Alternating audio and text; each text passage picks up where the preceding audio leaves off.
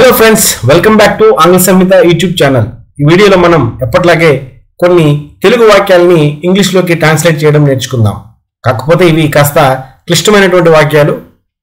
Intermediate to master level ఉన్నటువంటి లెర్నర్స్కి ఇది ఉపయోగంగా ఉంటుంది. ఇటువంటి కష్టమైనటువంటి వాక్యాలని మనం ఎలా ఇంగ్లీష్లో ట్రాన్స్లేట్ చేసి మన యొక్క ఇంగ్లీష్ లెవెల్ని ఎలా పెంచుకోవాలో ఈ వీడియోలో ప్రయత్నిద్దాం. Let's begin the video. ఉదాహరణకు, మీ వద్ద డబ్బు లేదు, ఇప్పుడు ఏం చేస్తారు? మన సాధారణంగా అంట కదా, ఫర్ సపోజ్ డబ్బు లేదు, హోటల్లో భోజనం చేస్తాం, ఏం చేస్తాం? For instance, you have no money, what would you do now? For instance, you have no money, what would you do now? ఇక్కడ మనం what will you do now అని అనం. ఎందుకంటే ఇది ఫర్ ఇన్స్టెన్స్ అంటే ఒక షరత్తో కూడినటువంటిది, ఒక ఊహాత్మకమైనటువంటి సందర్భం, ఒక కల్పితమైనటువంటి సందర్భం కాబట్టి వుడ్ అనేటువంటిది మనం ఉపయోగిస్తాం. ఉదాహరణకు, ఎవరూ లేరు, అప్పుడు మీరు భయపడతారు. ఈ అడవిలో ఎవరూ లేరు, రాత్రిపూట ఒక్కరే ఉన్నారనుకోండి, అప్పుడు ఖచ్చితంగా భయపడతారు. For instance, there is no one, you would be scared then. ఇక్కడ యూ వుడ్ అనేటువంటిది ఇంగ్లీష్లో షార్ట్ ఫామ్లో ఇలా అపాస్ట్రఫీ వాడి ఇలా రాయటం జరుగుతుంది. దీన్ని మనం యూ వుడ్ అని చదవాల్సి ఉంటుంది. For instance, for suppose, for example ఎలాగైనా మనం అనుకోవచ్చు. For instance, there is no one, you would be scared then. బయటికి వెళ్తే జీవితం గురించి తెలుస్తుంది. చాలామంది హాస్టల్లో చదువుకుని ఉంటారు, హాస్టల్లో టైంకి భోజనం చేస్తారు, పడుకుంటారు, ఎంజాయ్ చేస్తుంటారు, జీవితం విలువ తెలీదు. అలాంటి వాళ్ళతో మనం అంటాం, బయటికి వెళ్తే జీవితం గురించి తెలుస్తుంది.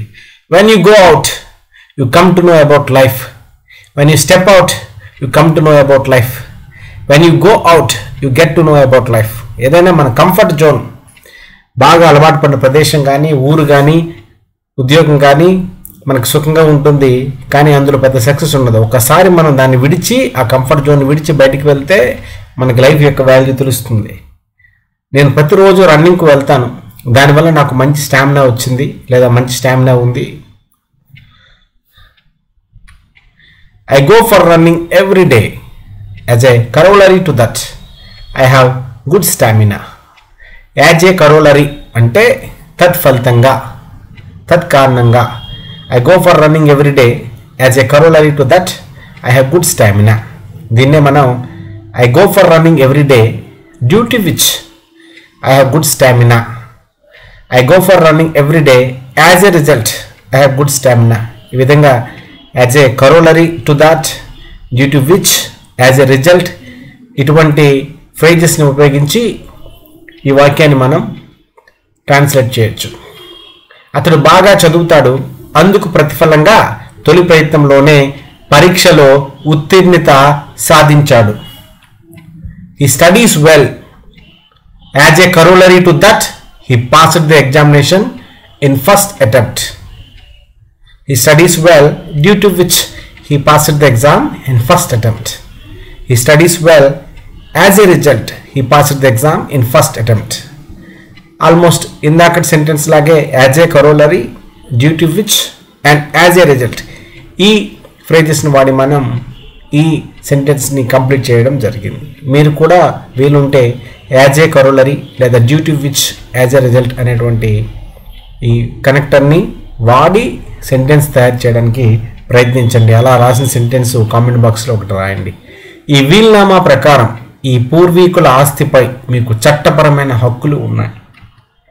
As per this will, you have legal rights on this ancestral property. మీ అదృష్టం బాగుంది. విల్ అంటే వీలునామా. అలాగే మనకి విల్, వుడ్ మోడల్ వెర్బ్స్ కూడా ఉన్నాయి, same spelling. As per this will, you have legal rights on this ancestral property. మంచి బ్రహ్మాండమైన ప్రాపర్టీ ఉంది, కానీ మీ తాతగారి వీలునామా ప్రకారం ఈ యాన్సెస్ట్రల్ ప్రాపర్టీలో మీకు రైట్స్ ఉన్నాయి. ఇంకేం పండగ చేసుకోండి. మీ అద్భుతమైన మద్దతుకు చాలా ధన్యవాదాలు. Thank you so much for your incredible support. Thank you so much for your incredible support. నా దృష్టిలో ఈ ప్రాపర్టీ రేటు త్వరగా పెరుగుతుంది. In my perspective, the rate of this property will increase quickly. Perspective అంటే మనం విషయాల్ని చూసేటువంటి విధానం, దృక్కోణం అని తెలుగులో అంటాం. నా ఉద్దేశంలో, నా దృష్టిలో, in my perspective, the rate of this property will increase quickly. విషయాలను చూసే మీ దృక్పథం మీ పరిసరాలపై ఆధారపడి ఉంటుంది. ఇందాకే మనం పర్స్పెక్టివ్ అనేటువంటి పదాన్ని నేర్చుకున్నాం. అంటే దృక్కోణము లేదా దృక్పథం. ఒక విషయాన్ని లేదా ఒక భావనను, ఒక థాట్ని మనం ఎలా స్వీకరిస్తాం, ఏ దృష్టితో చూస్తాం అనేటువంటిది perspective. Your perspective to see things depends on your surroundings. Your perspective to see things depends on your surroundings. ఈ పెన్నుకు నేను కేవలం 50 మాత్రమే ఇవ్వగలను, ఇంతకంటే ఏమీ లేదు. 100 రూపాయలు పెట్టి పెన్ ఎందుకంటే I can only bid ₹50 for this pen, no higher than this.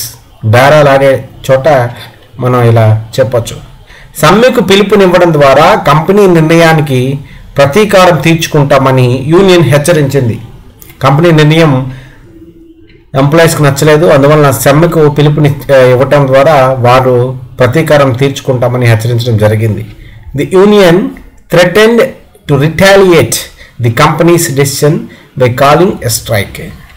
The union threatened to retaliate. Retaliate అంటే పగ తీర్చుకోవటం.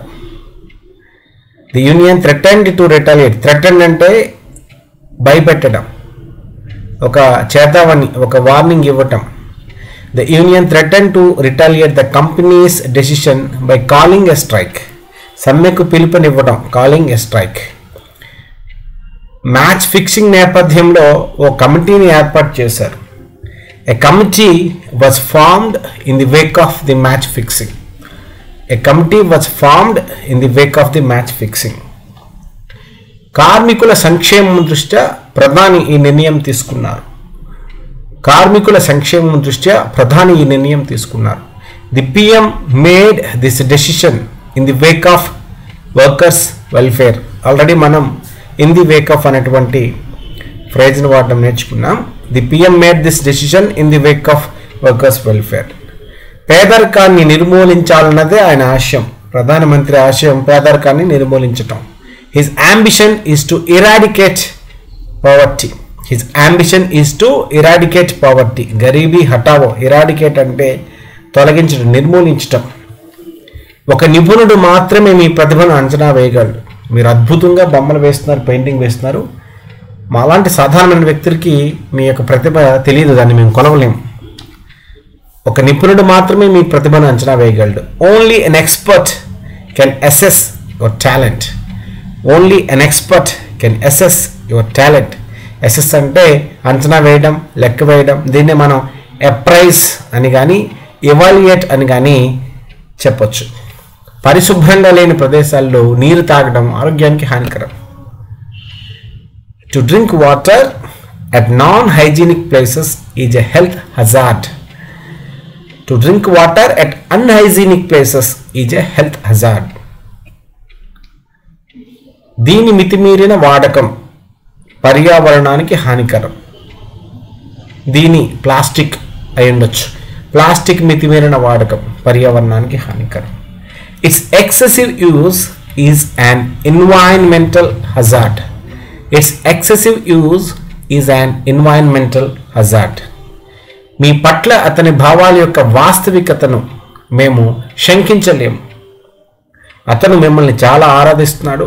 అతనికి మీ పైన ఉన్నటువంటి గౌరవాన్ని, ప్రేమని, అభిమానాన్ని మేము అనుమానించలేము. We can't doubt the veracity of his feelings for you. Veracity అంటే అందులో ఉన్నటువంటి నిజాయితీ. We can't doubt the veracity of his feelings for you. మీ ఆరోపణల్లో నిజానిజాలు నిరూపించండి. Prove the veracity of your allegations. Prove the veracity of your allegations. ముందు చుట్టుపక్కల ఎవరూ లేకుండా చూసుకోవాలి. మీరు ఏదో రహస్యం చెప్పాలనుకుంటున్నారు కానీ ఎవరు లేరనుకుని కన్ఫర్మ్ చేసుకున్నాక అది చెప్పండి. First you ensure that no one is around. Okay friends, thank you for watching this video patiently. ఈ వీడియోలో చాలా మంచి సెంటెన్సెస్ మనం నేర్చుకోవడం జరిగింది. కొత్త కొత్త ఫ్రేజెస్ని, కొత్త కొత్త పదప్రయోగాల్ని ప్రయోగించడం నేర్చుకోవడం జరిగింది. మీరు ఈ సెంటెన్స్ కన్స్ట్రక్షన్ స్ట్రక్చర్స్ని వాడి కొన్ని సెంటెన్సెస్ని ప్రాక్టీస్ చేయండి. ప్రాక్టీస్ చేయడం వల్ల మీ ఇంగ్లీష్ త్వరితగతిని ఇంప్రూవ్ అవుతుంది.